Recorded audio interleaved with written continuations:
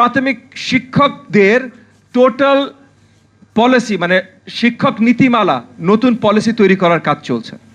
Transfer সেটার ভেতরে সেটার আবদ্ধেই আসবে, কিন্তু যতদিন সেটা না আসছে আমরা আশাবাদী অগস্ট সেপ্টেম্বরের ভেতরে সেটা আমরা বাস্তবায়ন করতে সক্ষম হব। কিন্তু যতদিন সেটা না আসছে ইতিমধ্যে ট্রান্সফার লোকালাইজ করা হয়েছে।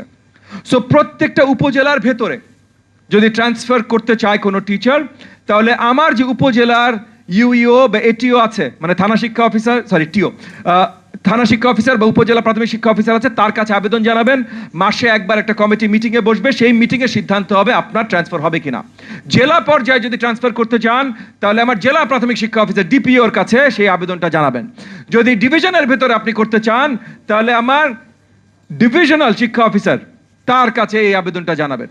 এবং যদি মেট্রো বা ডিভিশন টু ডিভিশন করতে চান তাহলে যেই দুটো ডিভিশনের ভিতরে করতে চান ওই দুইটা ডিভিশনের আমার শিক্ষা অফিসারের কাছে, ডিডির কাছে আপনার সাইমালটেনিয়াস আবেদনটা দিতে হবে।